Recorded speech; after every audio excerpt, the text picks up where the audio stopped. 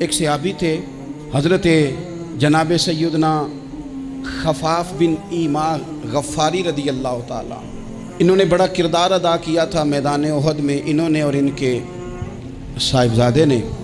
تو ان کی بیٹی ایک دن حضرت عمر کے پاس آئی۔ اب وہ بیٹی بیاہ کے جا چکی تھی، اس کی شادی ہو گئی تھی۔ حضرت خفاف بن ایما رضی اللہ تعالیٰ عنہ کی صاحبزادی اپنے سسرال چلی گئی تھی، وہاں اس کا خامد انتقال کر گیا۔ وہ خاتون واپس آ گئی، وہ حضرت عمر سے ملی، بیوہ عورت۔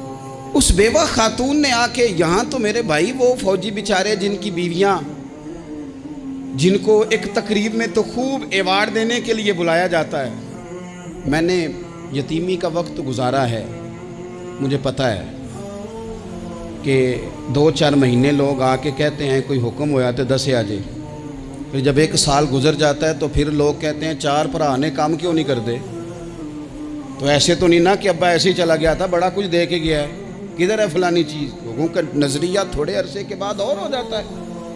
آپ نے بڑے بڑے شہداء کے گھروں میں ایوارڈ تو دیے، کیا کبھی آپ نے پلٹ کر دوبارہ غور کیا کہ ان کے بچے کہاں ہیں، ان کی بیوہ کس حال میں ہے؟ وہ زمانے کی تیز دھوپ اور تیز آندھی کا مقابلہ کیسے کر رہے ہیں؟ بغیر باپ کے جو انسان کو کھلے آسمان تلے وقت گزارنا پڑتا ہے وہ کتنا کو مشکل ہوتا ہے، وہ کس طرح ٹائم گزار رہے ہیں، یہ کبھی سوچا لوگوں نے؟ یہاں تو نرنگیے سیاست دوراں تو دیکھیے منزل انہیں ملی ہے جو شریک سفر نہ تھے، جو نکلے ہی نہیں تھے وہ منزل تک پہنچ گئے، اور جنہوں نے جوانیاں گزار دی وہ رستے میں رہ گئے۔ حضرت خفاف بن ایما کی صاحبزادی بیوہ ہو کے آ گئی، بچے ساتھ تھے، سرے راہ جناب عمر سے ملی اور مل کے کہنے لگی حضور میں اس صحابی کی بیٹی ہوں جنہوں نے احد والے دن اپنے بیٹے کے ساتھ مل کے معاشرہ کیا تھا، بچے میرے یتیم ہو گئے ہیں، میں بیوہ ہوں۔ حضرت فاروق اعظم رضی اللہ تعالیٰ عنہ نے فہرست نہیں مانگی، خرچے کی ڈیٹیل نہیں مانگی، تم آنا فلانے سے ملنا، پرسوں 9 بجے آ جانا دفتر، یہ کوئی بات نہیں کی۔ حضرت عمر غور سے کھڑے، اس بیٹی کی بات سنی، چھم چھم سیدنا فاروق کی آنکھوں سے آنسو گرے، دوڑ کے گھر گئے، ایک اونٹ نکالا، وہاں سے مال غنیمت کا مال کے بھر کے 2 بوریاں، اور بوریوں میں کیا تھا؟